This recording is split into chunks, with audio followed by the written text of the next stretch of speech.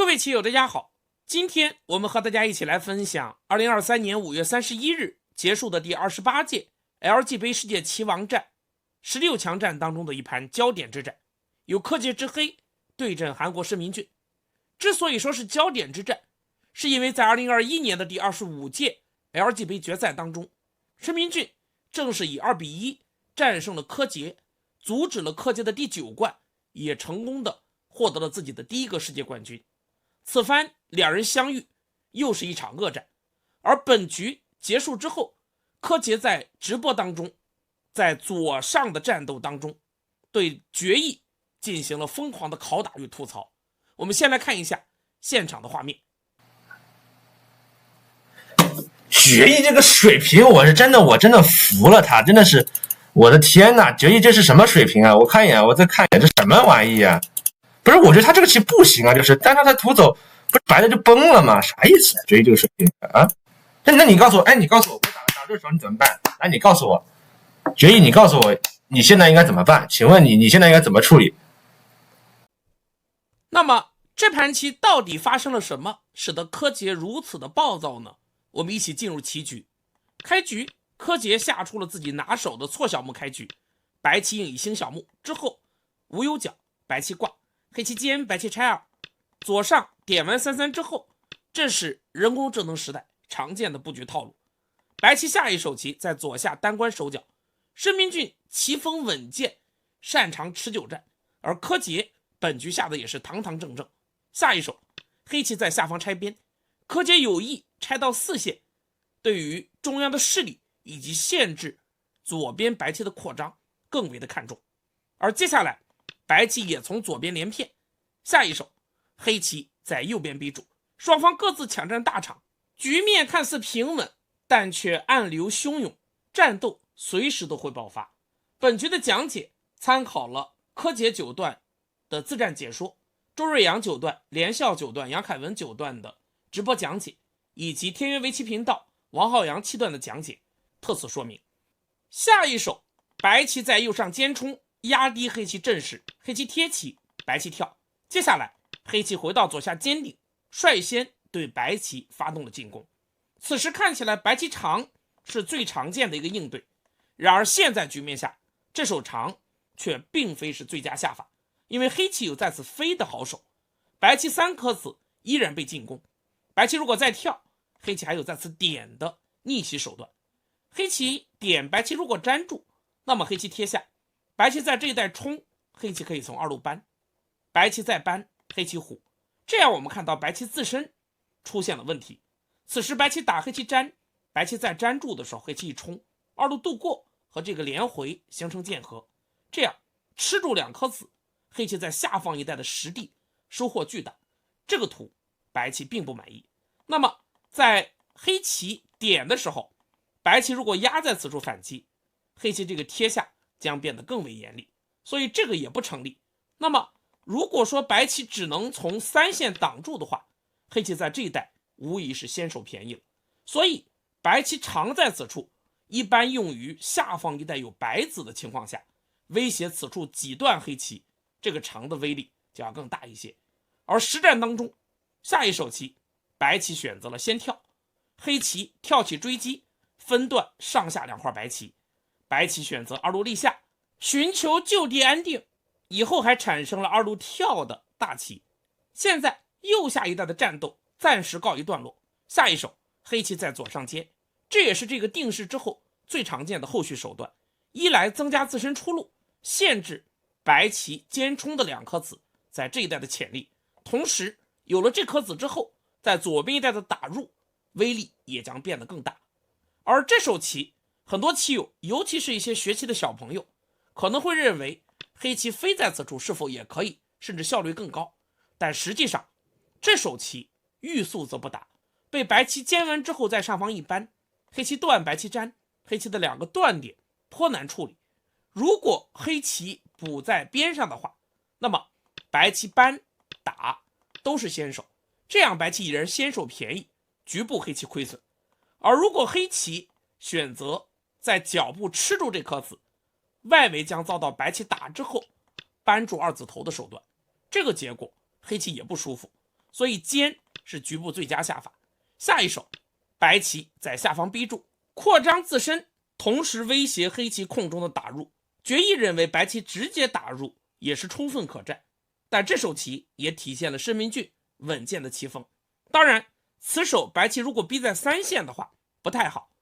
被黑棋压完之后，这样黑棋挺头，对左边的白棋阵势有一些压制，同时这一带黑棋变后，对于右边的白棋隐隐的也是一种威胁。所以实战当中，白棋从4线逼住，而黑棋此时如果直接向中央跳起的话，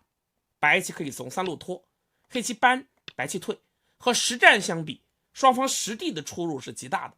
所以实战当中，柯洁选择了先在3路拖的下法，白棋搬，黑棋退，白棋自然不肯粘，否则这一带棋形重复。下一手，白棋2路立下，由此产生了1路大飞的官子手段。那么黑棋再向中央跳起，这一带的交换可以说是有利有弊。黑棋虽然实地上有所收获，中央也抢先出头，但白棋在这带下后，对于左下角左边的战斗都会产生影响。而现在决议认为黑棋胜率 41.4%， 双方形势还是5-5开。此手跳完之后，对于右边的这块白棋又产生了手段。白棋如果脱先不走，那么黑棋虎了之后搬将是非常愉快的先手，一边进攻白棋，下方也顺势膨胀起来。决议建议此时白棋可以在此尖冲，走上自身的同时压制黑棋下方。但申明俊实战当中选择了另外一种方案，白棋把目光对准了黑棋右上的这块空，下一手白棋直接在边上打入进来，这也是非常积极的一手，利用2路的拖过间接支援右下白棋的战斗。下一手柯洁选择顶阻渡，这是常用的先手阻渡手段。白棋立下，接下来黑棋穿出反击，此时白棋不能随手贴，这一带类似于穿象眼的棋形，白棋如果贴这个黑棋一长，这颗子损失惨重。而如果白棋在此跳出，黑棋跟着压出即可，上方的2颗白子又陷入困境之中。所以既然这2块棋都不好动，申明俊索性将这2块棋都看清，下一手点在此处试探黑棋应手。黑棋尖控制住这颗白子，接下来白棋由虚转实，在上方挡下，黑棋下一手挖，追究白棋棋形上的弱点，白棋没有选择挡住，接下来在脚步搬，双方开始了斗智斗勇。一般的想法，我们总是觉得既然搬，那黑棋的脚地不想被破，要挡住，但是这样白棋就有了在此断的好手。黑棋在吃，白棋打吃，黑棋粘住，接下来白棋粘，这样我们看到这个局部白棋能够断到一下跟黑棋的粘交换，以后还留有打以及逃出等等的手段，这一带还有各种借用，这样白棋还是满意的。虽然胜率上看这个图双方也是差不多，但心情上柯洁不能接受，所以实战当中在白棋搬的时候，黑棋奋起反击，直接冲了出来，裂开上下的白棋，白棋自然也长进角，双方形成转换，黑棋双住，白棋在边上拆一。下一手棋黑棋在中央厚实的拐了一手，这手棋决议认为稍缓，此时盘上最大的是在脚步挡住，但这手棋也体现了柯洁实战的心情，他认为自己形势不错，补一手防止白棋在此贴下的反击手段，同时这手棋也是一种实战心理战术，威胁上方白棋，看申明俊在这一带补不补棋。此时如果白棋脱先，那么黑棋有在上方点的手段，这样白棋如果挡住，黑棋可以冲完之后在脚步挡下来，这块白棋没有活境，那么白棋如果逃出，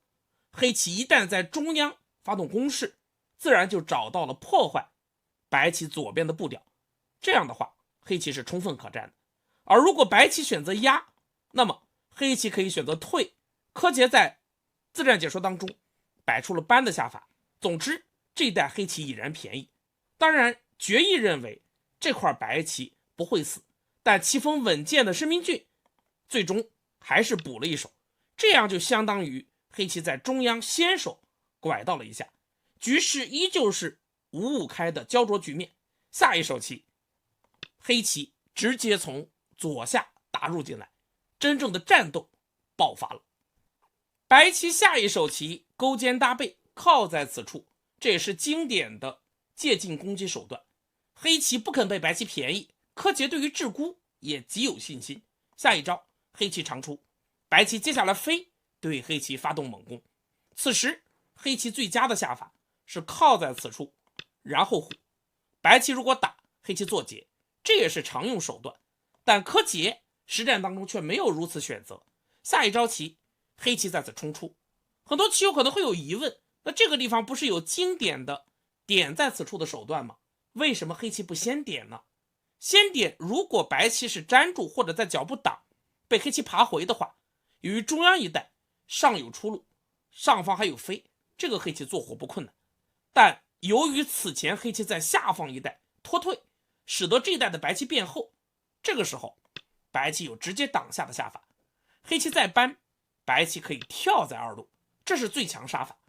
黑棋如果粘，白棋粘住，而现在黑棋再去冲的时候，白棋就不是挡，这样黑棋还有断的借用。此时白棋可以冷静单退，黑棋再冲，白棋再退，这个时候我们就看到下方这几颗白子的作用，这样黑棋非常危险。所以实战当中，柯洁选择了先在此冲，为这一带的战斗做一做准备。白棋后时长出，黑棋再贴，白棋长，黑棋飞。下一手，白棋在中央贴住，切断黑棋退路。黑棋在这一带做足准备之后，接下来点到了绞杀，白棋再挡，黑棋搬。此时由于这带有了接应，黑棋冲的严厉程度增加，而施明峻选择了后时的粘住，这也是本手。黑棋不断，白棋下一手棋从上方跳，缩小黑棋眼位。现在黑棋不能再挡，否则白棋拐在3-3，黑棋整体不活，这个图黑棋危险，再冲白棋退即可。所以实战当中柯洁也不敢冒险，下一手先在脚步寻求安定，白棋从2路爬，黑棋接下来再顶。而此时施明峻展现了其大局观。下一手，白棋长先手，黑棋粘住，接下来立先手，将先手交换掉之后，白棋并没有去断吃这4颗子，而是在中央扳住了黑棋的头。这个时候断吃看似是眼见的大棋，但这一带被黑棋扳了之后连扳，白棋在这个地方虽然吃住几颗子，但中央一带却被黑棋顺利出头，同时这个地方断以后还有各种借用，所以这个图黑棋并不惧怕。而实战当中，施明峻以左边和中央为重，下一手棋选择搬出。既然白棋选择了中央，黑棋自然不会再被吃，粘回。接下来白棋在左上搬粘定型，从招法看，双方都对棋局充满了信心。此时白棋的胜率 22.1%， 决议认为在下方一带的战斗当中，柯洁还是得分了，因为毕竟将白棋原本丰腴的一块巨空全部都破掉了。而至于白棋在左边一带形成的后卫如何去破坏，柯洁接下来给出了答案。然而这手棋却引发了此后异常精彩的战斗，也是后来柯洁忍无可忍，当众拷打吐槽决议的导火索。柯洁原本在这一带考虑过在此断的下法，这也是决议的一选。这手断完之后，中央的白棋变薄，以后一旦黑棋长出，由于下方还有断的关系，黑棋将找到破坏白棋左边阵势的步调。而如果白棋此时挺头，黑棋也长出，白棋挤先手，黑棋补住断点。下一手白棋在中央飞，封锁黑棋，黑棋贴，白棋顶住。而下一招黑棋有在此断的手段，白棋由于几颗子气紧，加之下方这块棋尚未活境，此时白棋打，黑棋长出。接下来白棋只有继续吃住这2颗黑子，但黑棋扑一个是好手，白棋当然不能提，否则被黑棋先手打完之后直接将白棋吃住。那么扑的时候白棋只好回来吃，黑棋打，白棋提，黑棋扑完之后再打吃，这样的结果黑棋先手将这一带联络。当然白棋也没有死活问题，由于脚步的一路搬粘是先手，这一带还有一只后手眼，白棋也是活棋，这样的结果黑棋将确保优势。下一手棋黑棋可以再次跳出压制白棋左边阵势，但实战当中柯洁并不认为自己已经取得优势，这个局面下他最终下出了冒险的一手。如果要直接浅消白棋模样的话，决议的推荐是在此调一手，但柯洁的招法却强硬得多。下一手棋黑棋再深入两路，直接杀进了白棋的空中。这手棋粗看之下是有一些过分，细看之下确实过分，因为此手走完，黑棋的胜率从 77.9% 跌落至了 42.5%。 这个时候白棋飞在此处，黑棋这颗子已经难以腾挪，大致只能选择弃子。但这样被白棋断吃这颗子之后，这一代黑棋明显是损了。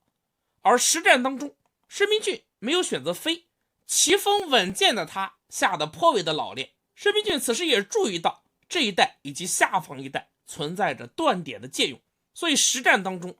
白棋先在脚步搬，黑棋挡住，白棋粘，黑棋再补，这样白棋先增加下方一块眼位，缓解断点的严厉性，否则以后一旦中央杀的激烈起来，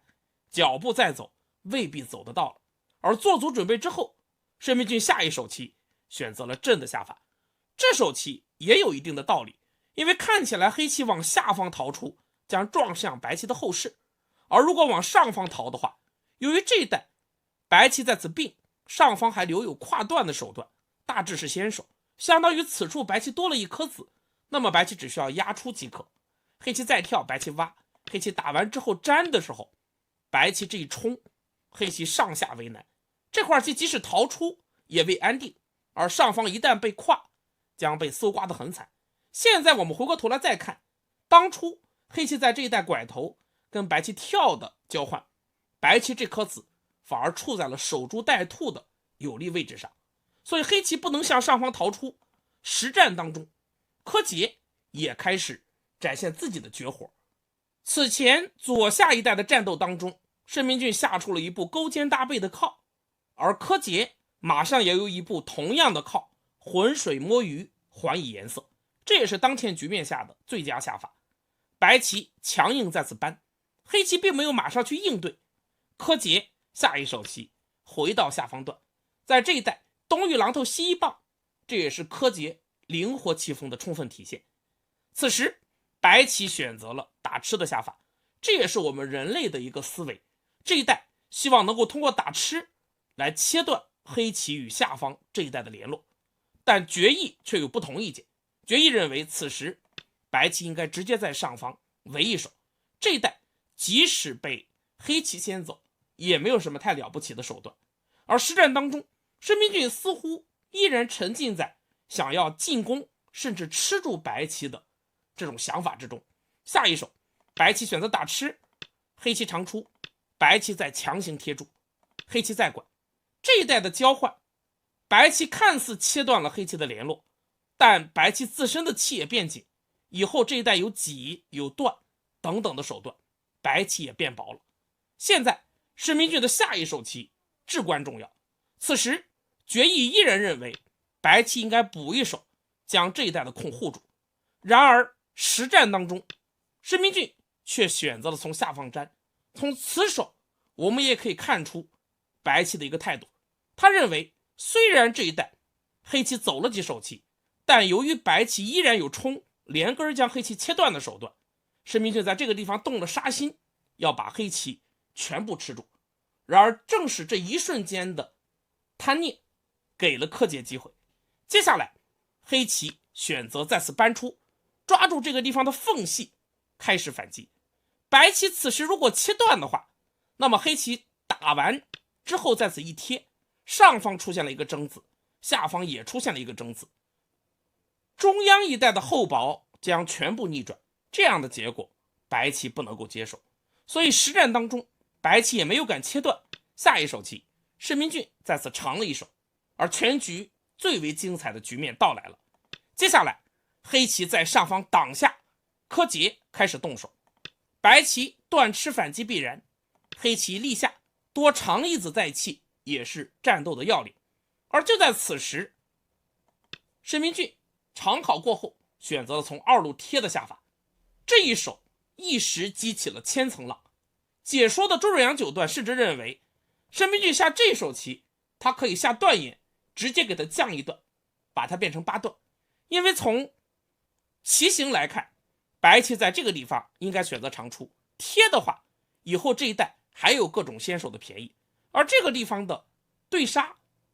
周润阳九段的意见是白棋快一气，黑棋如果打吃，白棋长出，黑棋再打白棋长，接下来黑棋吃，白棋粘住，黑棋再往外冲的时候，白棋可以挤在此处，刚好这一带黑棋连不回去。此时黑棋连，白棋冲完之后再断，这个局部形成杀气，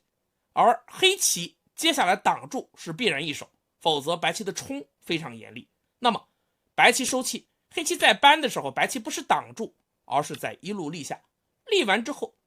上方产生了扳过的手段，黑棋再走，白棋立，黑棋收外气，白棋打吃之后刚好快一气将黑棋吃住。这个地方的计算并不困难，然而实战当中申明俊却没有这样下，决议的推荐白棋也应该长出来，所以当时大家都认为申明俊在这个地方算错了，挡住，这是巨大的失误。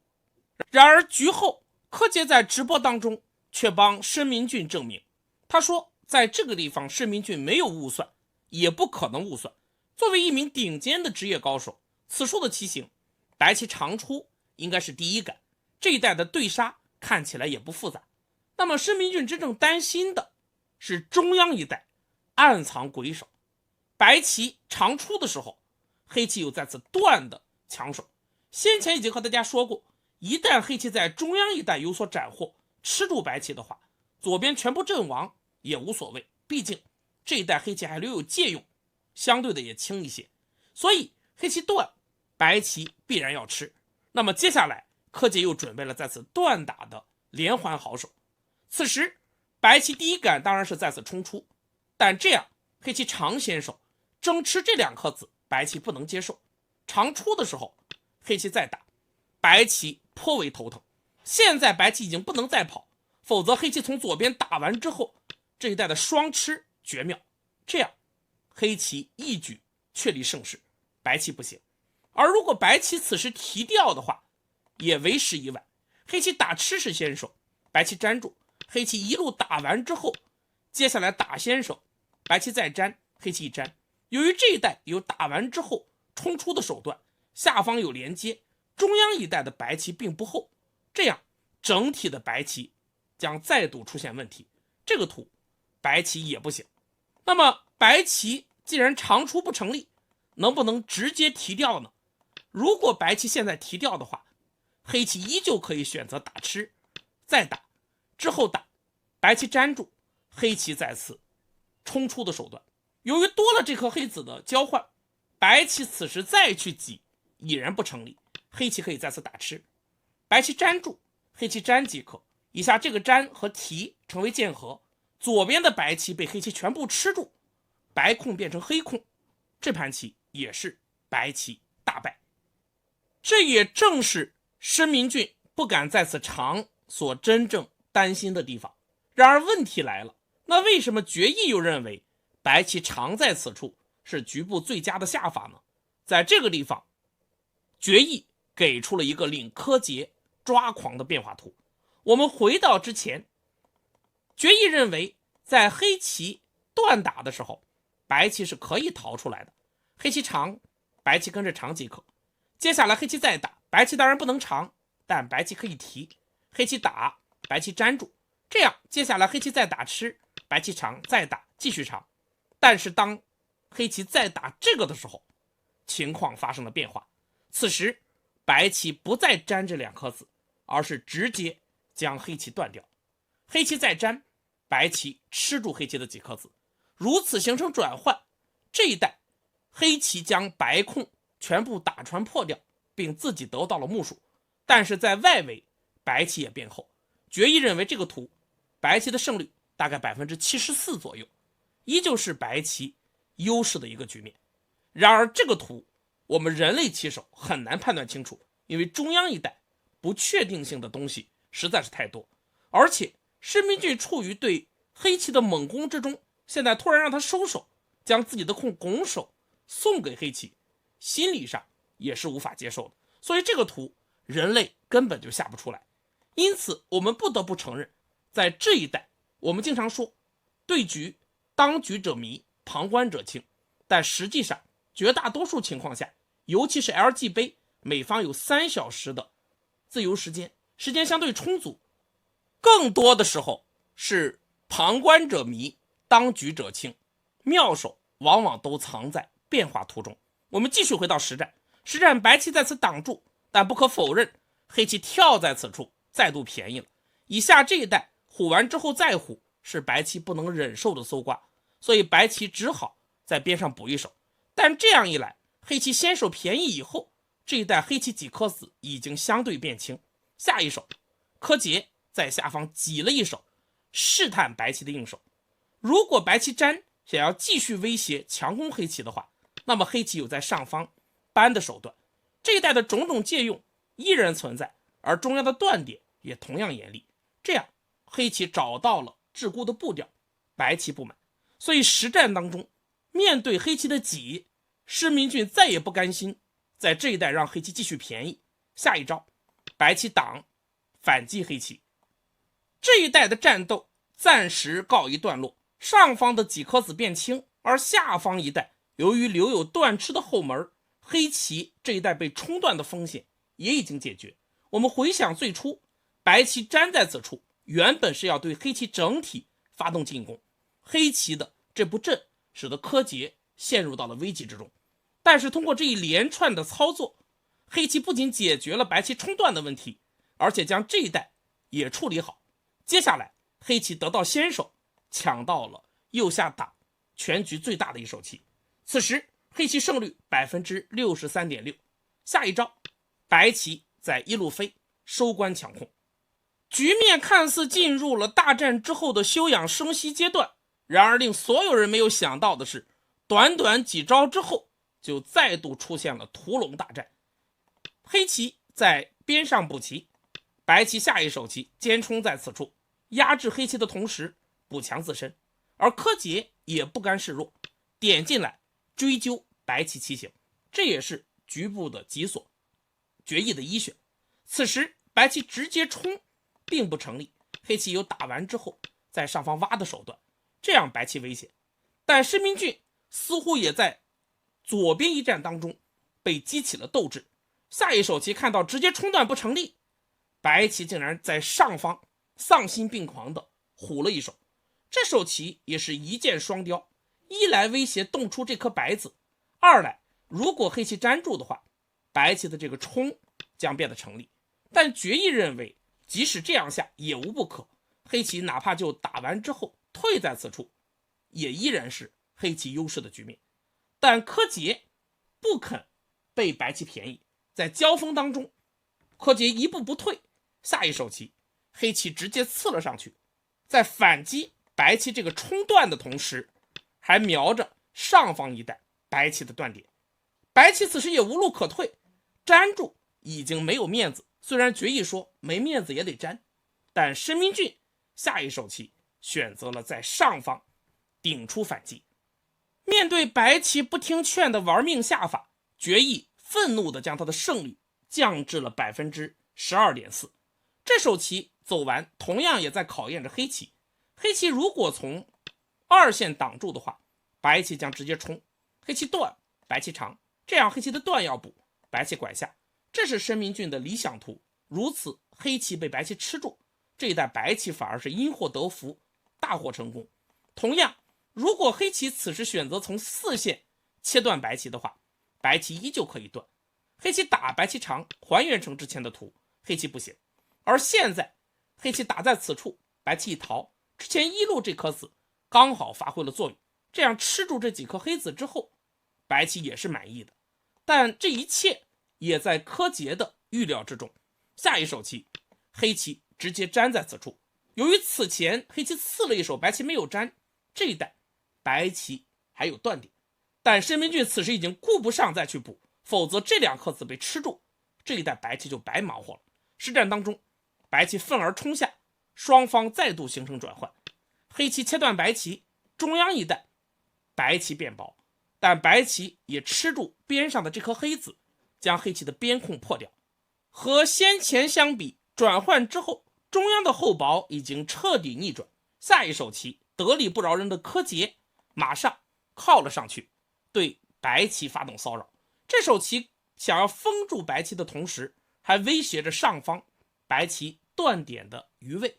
实战当中，白棋搬在上方防御，黑棋接下来开始回到右边靠定型，吃住这2颗子，再回到下方挡住。柯洁认为这个局部黑棋已然可以收兵了。然而施明峻或许也有同样的判断，此时一直稳健的大身却突然在这个地方变掉了。下一手棋的本手，白棋应该在上方一带补活，但实战当中白棋却选择了强行在中央打吃破空，但这个结果直接导致了被屠龙。柯洁也不再手软，下一手长出，白棋在粘的时候，黑棋直接在上方靠了一手，最大限度的破坏白棋眼位。现在局部白棋已经无法做活，决议认为此时黑棋胜率 89.3%。 现在白棋最后的希望就是与黑棋拼气对杀。下一手白棋先粘，威胁下方黑棋，黑棋跳一手防守，白棋接下来虎，黑棋退，这是一本道。然后白棋挤在此处，威胁此处黑棋断点，黑棋粘住，白棋冲，黑棋挡住白棋出路，接下来白棋切断。看起来黑棋各处都留有断点，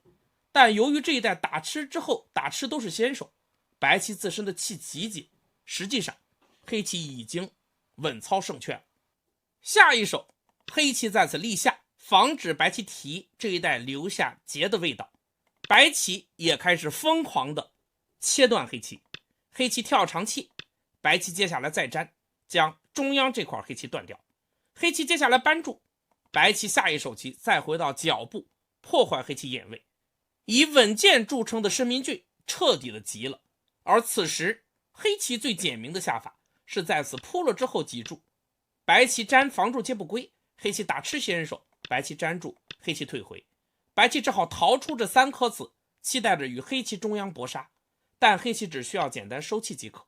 这一带白棋已经无法与黑棋作战，因为你强行渡过的话，黑棋哪怕就挤打吃我就粘住，以后打完了收气，白棋只有2气。决议认为白棋恐怕只能去强杀黑棋这块气，但这也是不可能的事情，我们最后会看到。我们继续来欣赏实战当中，黑棋柯洁选择了扳，想要在脚部做活，白棋接下来收气，黑棋粘住防止白棋冲吃这颗子活棋。下一手白棋一路扳，黑棋挡住，而白棋接下来甚至还打在了下方，这个地方黑棋当然不能去提，否则白棋不仅有眼，打3还1之后局部气也将增加。而黑棋的下法是直接在这一带开始收气，白棋粘住，黑棋继续收气。看起来似乎有一些复杂，但是时间充足的柯洁已经将局部的变化算清楚。下一手白棋粘在此处的时候，黑棋直接立下做活了，而白棋之所以要在此处粘，他所期待的不过是接下来在此打，黑棋补住断点，白棋长出先手，黑棋尖补断，然后白棋提先手，在这一带留下了一些结症的味道，但为时已晚。接下来白棋在此团住想要做眼，黑棋自然不肯放白棋活棋，下一手扳破眼。而施明峻所期待的最后一根救命稻草，就是逃出这3颗子，与中央的黑棋搏杀，企图利用这个结争跟黑棋拼命。但柯洁下法同样老练，下一手黑棋先手管，白棋联络，黑棋将先手都走掉之后回到中央粘住，单纯比气黑棋并不惧怕，而且这一带白棋并无法强行将黑棋封锁住。但此时白棋也别无他法，只好在下方将黑棋切断，黑棋加一手，白棋在下方飞威胁黑棋的时候，柯洁厚实的再补一手，煎完之后2颗白子已被吃住，中央对杀的局面已被破解。绝望的施明峻开始强杀下方黑棋这条大龙。但是白棋自身实在是太弱了，这一带有断点，上方有断点，而黑棋脚部的后台又很硬。下一招棋，当白棋贴在此处封锁黑棋想要杀棋的时候，黑棋直接在下方点了一手，增加眼位的同时威胁此处白棋的断点。白棋在中央打，但现在黑棋已然看清楚，打吃弃掉3颗子，争到先手之后在下方虎，这一带黑棋的眼位充足，白棋又简单的应付了几手，调整心情。最终当白棋从左边拐破眼被黑棋直接挤过的时候，施明俊投子。本局双方在左下及左边中腹一带的战斗非常的精彩，左下一战柯洁取得了些许的优势，但是接下来柯洁的这步消进入的过深，遭到了施明俊阵的猛攻。不过在此后的战斗当中，施明俊过于追求攻击，结果被柯洁在这一带抓住机会灵活转身。这一带到底是2路挡还是3路长，计算异常的精妙。在右边的最后一战当中，或许是形势判断过于悲观，施明俊没有去捕获这条大龙，结果柯洁毫不手软，手起刀落，直接将大龙斩落。这样柯洁就挺进了第28届 LG 杯的8强。我们也期待着他此后能够取得更好的战绩，下出更多的名局。这盘棋就和大家分享到这儿，感谢大家关注，我们下个